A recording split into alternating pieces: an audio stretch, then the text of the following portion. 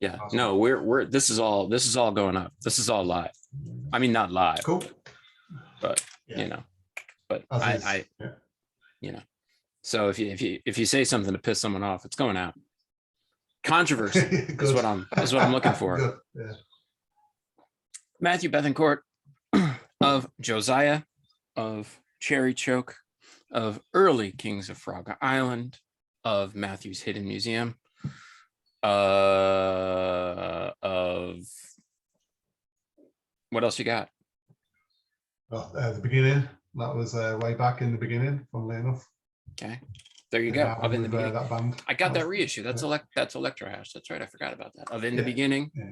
So really, Dexter Jones Circus Orchestra as well. I was in them for a bit. That's right. You were. I forget myself. Yeah. That's right.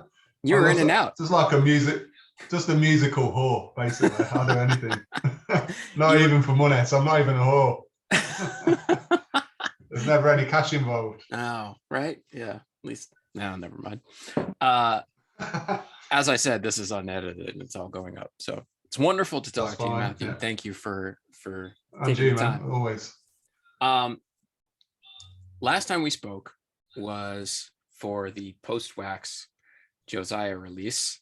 Of course, now we are coming up on Heavy Psych Sounds at long last, handling catalog reissues for the Josiah material. So we've gone from new to old. How,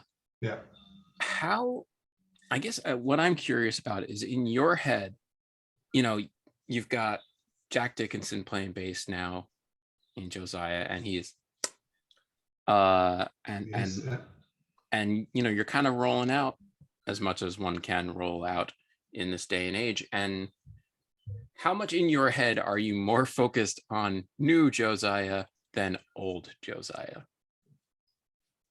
It's been obviously from a creative point of view, the new's always the focus. You've always got new stuff happening, new songs writing themselves. It's sort of that's a constant process, and I suppose that's why, as they mentioned, all of those different bands, it's sort of my head can handle all of that different creativity, because it's sort of it's constant. It's the constant stream going on all the time. So you're always eager to get involved with the things and play. But it's been really interesting working on the back catalogue, because it's sort of, I don't generally put my own music on at home. There's better bands to listen to than, it's enjoyable making it and playing it live and all those sorts of things, but I'd rather listen to other people's music when I'm putting something on the record player. You sell those records, man. So yeah, no, I don't mean it that way. I'm just saying, it's like, because you're connected, aren't you? It's like, I remember meeting the bass player, I think his name was Dolph out the Datsuns, and he was talking about that magic that you get when you don't know everything that's going on within a band, and you just get this music or you get a live show, and he said it's that magic. And he was talking about, even that was like way back in the early 2000s, I suppose, when they hit, and he was saying about that fact of social media would sort of strip that away a little bit. It almost be too much honesty and you lose all that magic. But I don't think it has. Yeah, I don't think it has done that. I think it's actually invited people into the inner sanctums, and you can get more personal with bands, and you can do stuff like this. And it's that, or learning, seeing these making of videos and stuff like that is really interesting. If you're really into a band, you eat that stuff up, don't you? You love it. It's like we do that with, when you started to get rare videos. I remember the Black Sabbath Live at Paris, and someone getting me a really bad VHS version of that before it was available on anything, and you kind of like, you just eat all that stuff up, and seeing them backstage, and it's like, that's what you do as a fan, don't you? But I love, I'm really proud of my music. I think I wouldn't put it out if I didn't think it was great music, but it's for other people to decide. It's for other people to resonate. So I suppose, I was forced to have to listen to the back catalogue again through the reissue process, and go out and find like the master versions, the pre-masters, and then working with Stefan Koglek of Colour Haze. He remastered the first three, the Josiah, Into the Outside, and No Time. And then that whole thing of bouncing those backwards and forwards with his versions that he was doing, and re-pushing things, and technology's changed, and the sort of audio equipment's changed, and he was bringing different stuff. I was getting things back and thinking, I've never heard. You can hear me breathing on something, or the scratch of strings that didn't exist before, and things like that. And I'm going, It's like, so it was really interesting to get this new life into this music, and also being reminded that I've recorded quite a lot of records.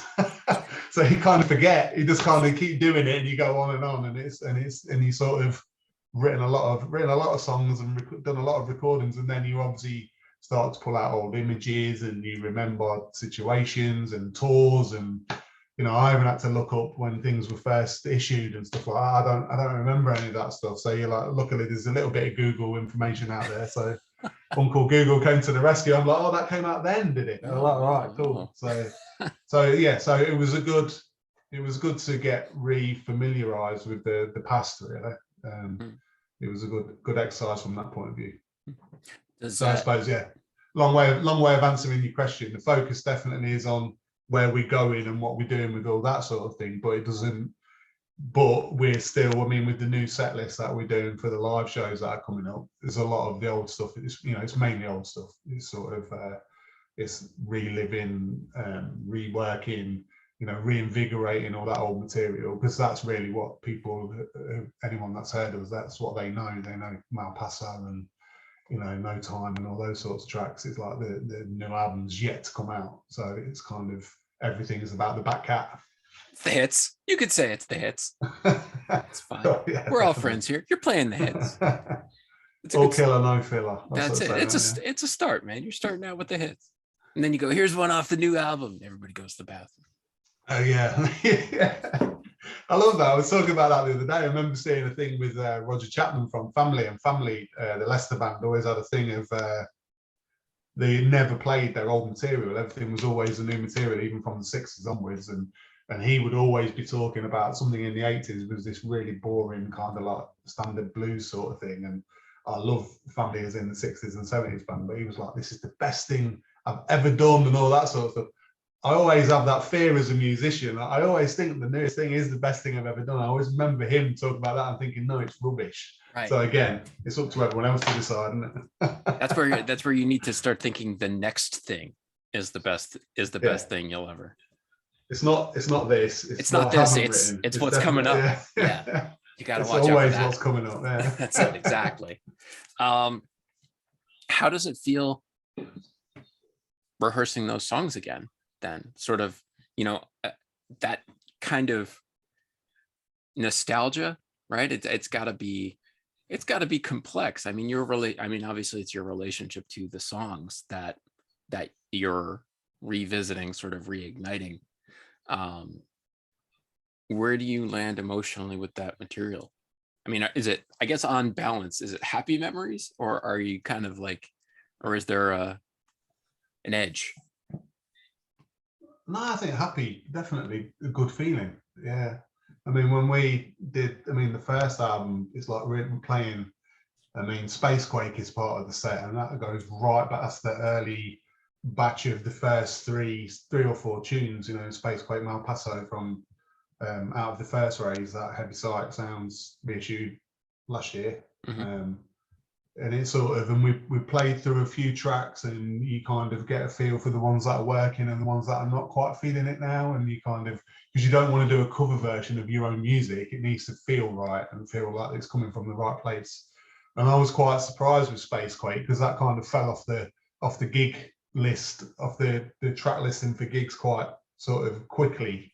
We outgrew that song, and then we've been playing it again now, and it's sort of, I kind of fell in love with the song and thought, it was great, it sounds brilliant. It's like kind of quite straight ahead and not too complex, and it's kind of real sort of Sabbath roots kind of stuff, but it's great to sing it. And it, like I said, that emotional connection, it's like really good fun, and it's interesting going through all these songs, and then you keep thinking, oh, I'll put this in and put that in, and it's inevitable that there'll be like 100 songs probably that everyone will come see you live and go, why didn't you play that? Why is that not in the set? And you're like, we can only in this short amount of time with the new lineup sort of learn as much as we can. And then the idea would be to get into Bruce Springsteen territory and, play for 4 hours and just keep shouting the tracks out. That would be great. But luckily we've not got as many songs as him. Yeah, just play anything. Yes, the full songbook. Why not? So yeah, that was really interesting. I was really surprised because I didn't know. Like you say, you might have a disconnect, and you might feel like this is just not me anymore, and but not the case. No, it's like all of everything that's included in the set is there's new life in them. With, like I say, with Jack playing bass and Dan from Cherry Choke playing drums, and there's just a whole new thing happening, and some of them, dare I say it, sound to me they kind of feel better than they felt like with the band back then, sort of thing. But no, most of Josiah, I mean, we had our moments, but most of it was pretty good memories. You know, we have the usual, had some really shit gigs and you get ripped off, and every story that every band has, and you have your musical differences, and you know, you have little things, you know, where you kind of discussing something in the studio and kind of someone loves it and someone hates it, and you end up with a compromise, all the usual stuff you do. But looking back on the whole thing, I've got really, you know, it really was a really good time to be in a band. You know, it was a great scene at the time, and it's kind of I think it's something you mentioned before in one of your write-ups about us being that kind of pre-social media sort of existence. So there's not a lot of information about what we did and where we came from and how involved we were. It's all like you have to be a bit of a sleuth to find it all out. So it's quite nice to kind of almost celebrate that and put the band's music back on the scene a little bit more, and sort of realize, you know, it was interesting for me to realize that we came in quite a sweet spot in time in terms of you know, that whole, you know, the peak of stonerrock.com, and all the bands that were like playing and existing were just like unbelievable. You know, like bands like Drunk Horse, and obviously is it Chevy or Chevy? I'm never quite sure how they pronounce Chevy. it. You know, they were I pretty usually amazing. say Chevy. Chevy. Yeah. And then, like, you know, and you obviously had the bands that are still kicking around now, like Colour Haze and Dead Meadow, and, you know, so many bands, Orange Goblin and everything like that. Nebula still going. I mean, we played with them like Label mates. lots and lots Nebula. of times. Yeah. Oh, they are now. Yeah. Atomic Bitchwax. You know, it was like we had the fortune to play with some, you know, seriously, you know, amazing heavy bands that they're still doing their thing. And I think Nebula was the same. I think they had what do we call it now, a hiatus as well. So we're just following in their footsteps. So it's like hopefully we'll hook up with them again at a gig at some point. But yeah, but no, really good. It's been really good fun. Nice. That is of course what matters. Take me back to the self-title. Now let's talk about, you had done in the beginning. So you know, you had made a record before and you were, you know, but here comes Josiah, fucking swinging dick swagger, going into the studio, make your first record, gonna do the thing. How did you feel? How do you remember that experience? And what do you think you took away from that you still sort of draw from? It was pretty intense because it was like we didn't have the label. It was being paid for by a label, but the budget was pretty small. So there was kind of, but then as a band, we've always been we were well rehearsed as a unit. You know, we were all based within probably a mile of each other. You know, we're kind of in and out of each other's pockets, in each other's houses, you know, drinking together. It was that kind of band at that point. So you kind of all get that intuitive thing with each other. It was really tight. It was really intense, and we got a lot of UK attention very quickly as well. So we were always playing in London, and the London gig scene at the time was quite harsh. And you know, if you didn't make the cut, you didn't get asked back. You know, and it was that you only got paid if people would be asked who they even came to see when you come to see the bands, and then you got paid if people were saying I've come to see you. And you know, like quite a hard sort of, you know, growth period in terms of live. So we were playing live a lot. I was writing a lot of tunes off the back of the beginning, because that was the thing, like I sort of came from that got us the deal in the first place, because Molten Records at the time, they released the beginning as well as, and that was the interest. And then the guys at Molten were like, well, what else are you doing now? And I didn't actually have a band then. So the band was named and conceived before we had the members, and then I just advertised for people, and then Simon came along, who was another great guitarist. I've got a habit of getting amazing guitarists to play bass. I think it's just I just want to suppress the competition. That's all it is, because they're always better guitarists than me. So I'm like, no, you play bass, I'll stay with the guitar. Yeah. And then a local drummer, we basically poached a local drummer from another band that we knew that were friends, and they were all quite happy about that there, because they were kind of like, oh yeah, you've got a deal and all this sort of stuff. So it's quite easy to get band members when you've got a future. You know, it's like, we've got a 2-album deal, this is what we're doing, we've got all these opportunities. So yeah, we got together really quickly, rehearsed really quickly, and then we recorded in a really good analog 2-inch tape style studio in Leicester on the High Street. That was with a guy who we'd known previously from other bands and gigs and stuff like that. So we already had a relationship with Paul as well, Paul Warrener. And it was just, it was the right mix, because Paul's quite a quirky individual. He's quite eccentric. He doesn't do things in the normal way. So that sort of works, because that's what we were like. So it was pretty much set up, play live, minimal overdubs.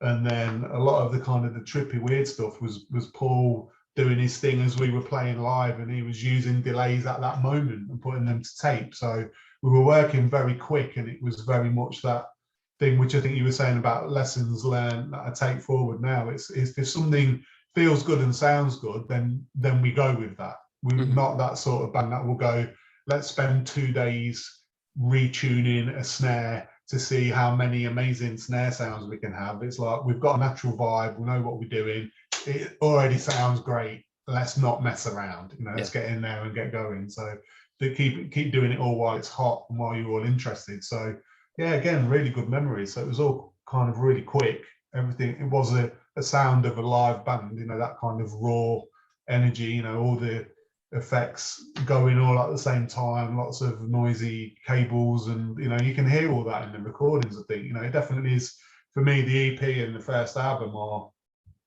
it's just that sound of a young band, just not really complicating it and just really just rocking out. It's like, it does really sound like that. And I think that's what resonates with people. I think you can kind of hear that energy. There's a lot of energy in that album, I think. I mean, even the EP, you know, it's so it's so kind of righteously raw.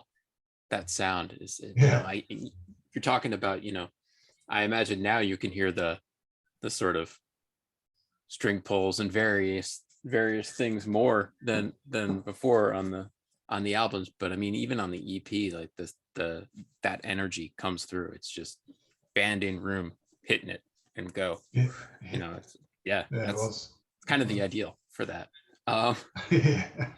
By the time you, I always feel like that sort of stuff as well sounds like, it always feels to me, and it's a little bit something that stayed with me, like when I play lead and stuff, it's almost like you're on a bit of a bucking bronco, you know, like a wild horse, and the horse is kind of, you're out of control, the horse is out of control, but you're just holding on to each other. But any moment you could be off the horse and flat on your backside. It's sort of, that's what that album encapsulates. That it just always feels on the edge of collapse, but it's in that sweet spot of excitement. You know, it's that, and I think that what works quite well. So.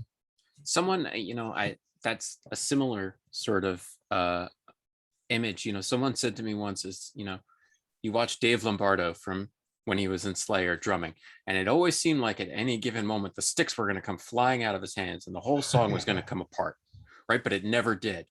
So I think about that a lot, and I think you're right. I think it applies to Josiah. It's like at any moment this might go off the rails.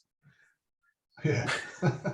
Right. It's like, this is, wow, this song's pretty rocking, and then all of a sudden, and it ends. But it doesn't. And that often that can happen live as well. But I always kind of use that excuse that I really love that about anyone who really knows, like, and this is not a comparison, Josiah, to this man, but Jimi Hendrix live. He can fail massively, you know, but when he doesn't fail, he's obviously the best ever. And it's this sense of the fact that he can fail because he's pushing something that far. Right. And then they love it with him that whenever you see on video and he makes those mistakes, he just always gives that little smile to the bandmates of like, whoop, you know, that's like, I just think that's absolute magic. But that's that's the biggest thing I got from Hendrix. It's like, just go for it, you know, don't be afraid. It's sort of just do this thing, and the jamming aspect, you know, it might go wrong, but it gives, you know, everyone's still enjoying it anyway, even if it fails for a bit and then you pull it back around. It's kind of like people appreciate the fact you're pushing things. you know, it's not the same thing every night, and you're not just playing a musical score, and it, you know, without that kind of passion, there's always that chance of success or failure. It's not a nice feeling that makes it interesting and exciting, I think. Right. So, Obviously, you know, it's more interesting and exciting for you too, and that in turn bleeds yeah, over to the audience. So yeah, no, yeah. makes sense. By the time Josiah got around to No Time and then Procession, you guys were basically done. Yeah, trying to remember that. I think we were, yeah. I think, yeah, because Procession was pretty much made up of, because I think the original It was idea demos with and No live Time tracks, was, yeah, well, No as I Time, recall, those or an those EP. yeah, most of the studio tracks on there were recorded in the No Time sessions, so they were actually up for grabs within the No Time album. So things like Broken Doll, Procession, Broken Doll, Dying Day, they were all up for the No Time album, but for those to be part of the album, it needed to be a double. And Electro Hash didn't quite feel that was quite right investment or those sorts of things, which is fair enough, and they're probably right in hindsight. So it's sort of, they were like almost leftover tracks. So they weren't demoed as such, they were recorded in the same sessions with Chris Fielding. And then we did the cover version of Dead Forever. That was just a real garage recording at our rehearsal studios, but it was like, I don't know, something again, that went back to the first Josiah album. It's got that whole feel of it feeling just super raw and like real massive energy, and you know, it's a bit lo-fi and stuff. And then yeah, live recordings, which again, going through the archives, managed to find a few other live recordings from the same sessions that we included as bonus tracks on the CD for Procession this time, because I was a little bit like, oh, I wonder why weren't they included in the first place? I didn't quite understand. It sounded quite good, so it was quite interesting sort of finding those. But yeah, I think by that time we weren't existing as a unit. I think we'd sort of paused at that point, I think. Right. And so you were on to, I mean, you were in Kings of Frog Island for a few years at that point, and then on to Cherry Choke and Dexter Jones Circus Orchestra somewhere in there. Somewhere in there, yeah. So, I mean, this sort of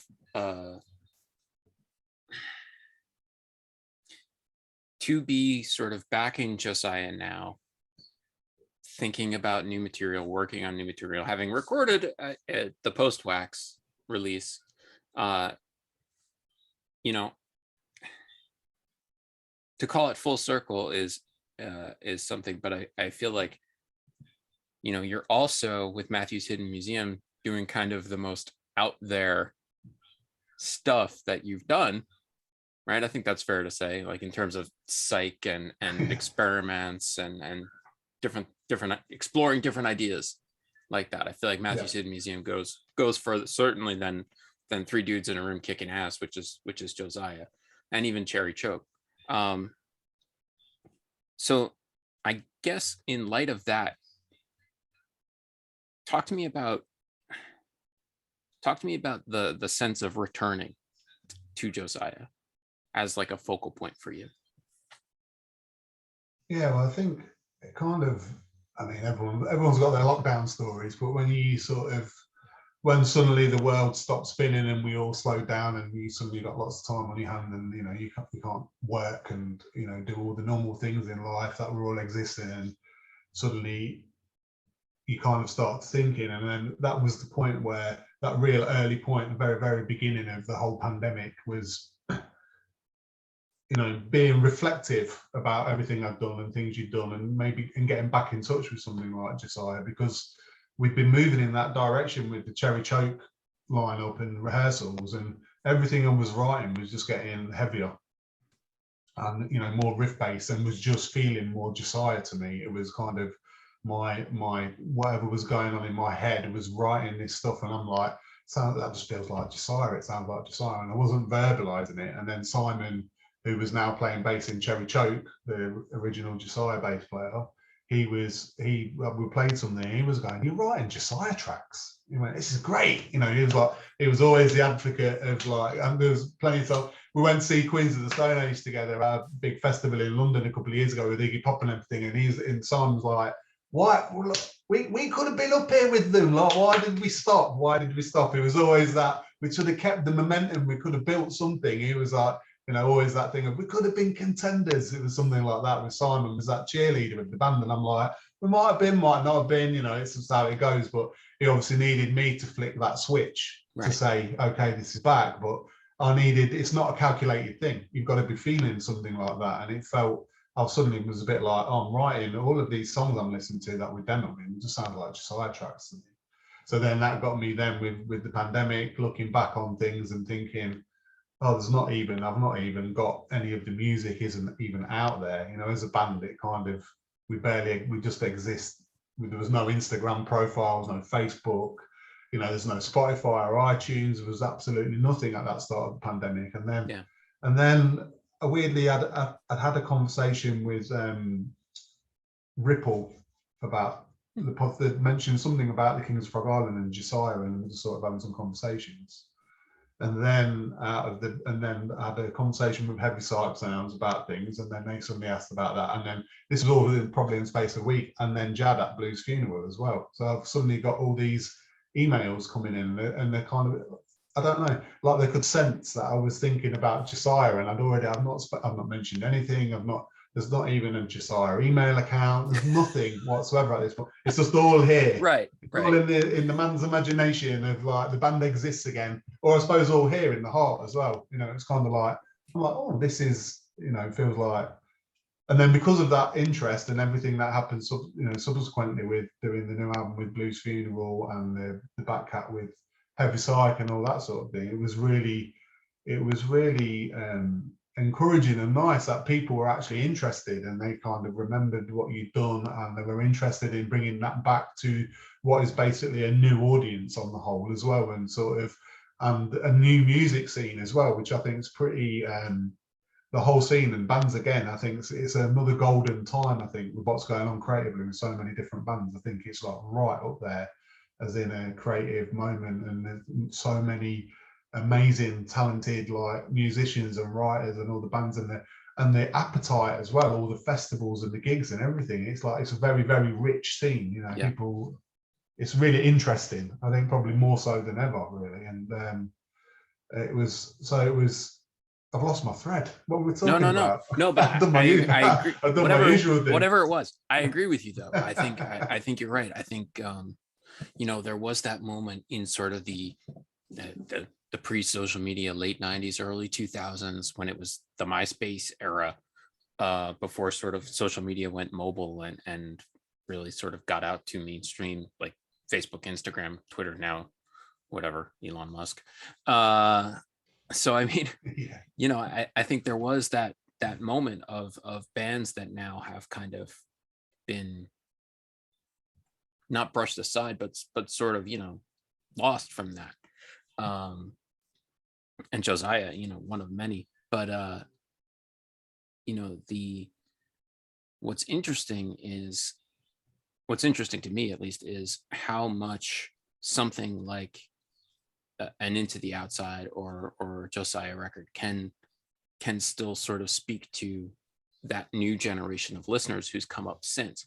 And I think that's been true of, you know, some certainly, you know, Heavy Psych Sounds reissued Nebula, has reissued Dozer, even Kylesa, you know. So I feel like a lot of that stuff, and some of I think they did Sergeant Sunshine at some point, if I'm not mistaken.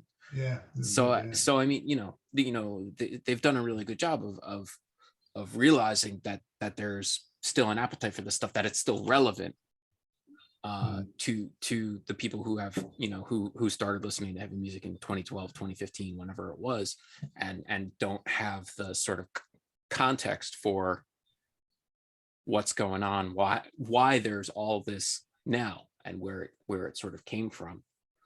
So it's somewhat, it has to be somewhat validating for you, I would think, to have that now.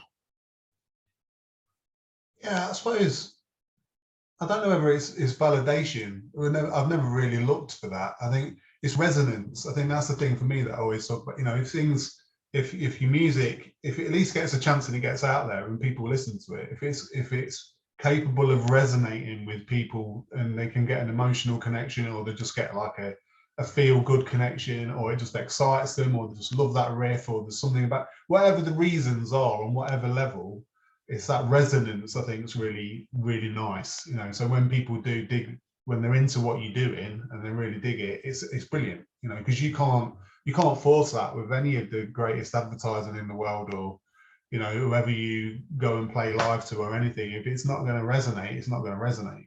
And I think the thing for me was with we had a good bite of the cherry when we were sort of doing Josiah the first time around, and you know, we toured well and we promoted well. There's not really any excuses of, you know, because most of the bands that I love, you know, like bands like Josephus and Yesterday's Children and Highway Robbery and Elias Hawk, you know, there's thousands of bands that have all got that story where, you know, if they'd just had the label were more advertised and better. Or I was like reading the Comus reissue notes the other day, and it was always, oh, this happened, and then they had the really bad luck that they were touring. They did a gig with David Bowie, and it was basically they were too good, so he took them off the rest of the tour, and you know, all these things. So there's always these heartfelt. There's an excuse for why it didn't happen, but for me, something like Comus was just too fucking weird for an audience at that time. It just definitely. was like they were like, what? Comus is still too weird for an audience. Yes, nothing has changed. And I adore it. But it's sort of I've seen such that an amazing. They're fabulously weird. They are brilliant. And then they did a pretty boring second album when they got back together, which they say in the notes, we shouldn't have done it. It was rubbish, and we were just trying to make it in the industry. And I sort of understand that. So I've got with what Josiah did and where we got to, there was no excuses. There's no reasons why we didn't get bigger or we were more well known. You know, it just didn't hit the spot. And our management at the time were very much, they were like, you will find that you will be more appreciated in 20 years time than you are at the moment, because you're just not doing, even our sound then was quite, most bands weren't really doing that. It was more about, there was a stone and metal thing going on, and things were more metal-esque, and there was more of those sorts of moves. Or you were kind of more Caius like, and we were more in this proto-metal area that was quite rare at the time. But I mean, that's changed massively now, hasn't it? When you think Uncle Acid, Cadaver, Graveyard, they've all smashed that whole thing now. Everyone just doesn't even think that it's proto-metal or it's that sort of vibe. They now just think Graveyard, Cadaver, Uncle Acid. So it's a little bit like, in my head, it's a bit like we just slot into the times more now. People understand what we're doing more now because those bands have made that popular. And I think the scene and people's ears are far more eclectic. So I think they were still quite tribal in the late 90s and early 2000s. You know, bands like Lowrider, absolutely, I mean, their return is absolutely phenomenal. You know, an amazing album. And I'd split Nebula Lowrider EP at the time, but for me, Lowrider were doing a very kind of, it was that obviously far more Caius influence and that whole sort of thing, which was never really where Simon came from more of that and introduced me to those sort of sounds, but I was coming from more of MC5 and the classic sort of stuff. And my big love was, being that little bit older than Simon, was sort of pop grunge, you know, pre-explosion, you know, that sort of like late 80s. I was listening to Sasquatch and Sebadoh and you know, all these sorts of post-punk sub-pop bands, and then obviously Nirvana's Bleach and Mudhoney, Superfuzz's Big Muff, and you know, all the stuff before Nirvana exploded it, which is still brilliant. I'm not one of those musical snobs that as soon as it becomes popular you don't like it. There were still some amazing albums made, and then that translates to like you know, because I love the Screaming Trees, so I'd already had an introduction to Josh Homme as like a second guitarist, and then all of a sudden you get this whole thing with Queens, and you know, Queens get really interesting when the, you know,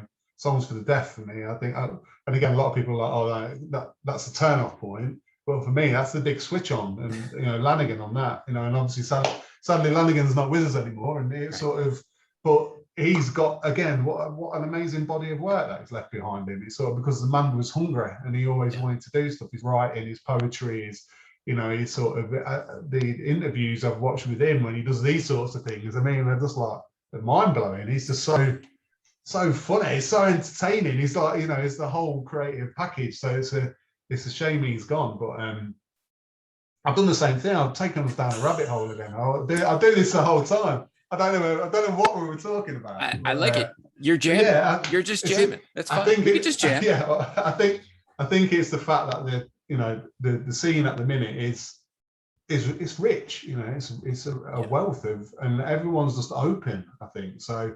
That was it. It was validation. That's where it came from. So the Batcat's not out yet. The new album's not out yet. You know, it's sort of as soon as those things come out, and we'll see what people think. And you know, if you're willing to take people's praise, then you have to be willing to take people's criticism as well. You can't really have one without the other. But I really hope people dig it and take from it. And I think it's nothing to be offended by. I don't think we're the sort of band that people will go, I cannot stand that band.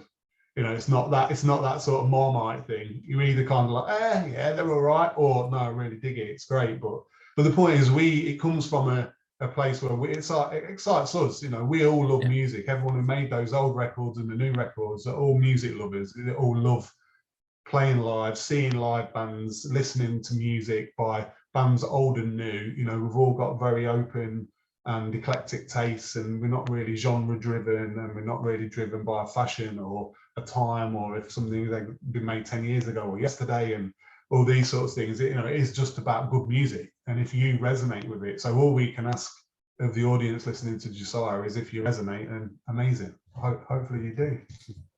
I think you raised a good point, and I'll let you go in a minute, but you raised a good point that I think the audience sort of savvy, the audience awareness is so much more now. And I think that ties into the idea of social media too, and sort of the democratization of access to music, right? You mentioned before, Spotify, YouTube, Bandcamp, these places that someone can just type a name in Google and go, although Googling Josiah is not easy, but. Yeah, I love that though, on that point. I mean, that's that thing, that's like pre-social media.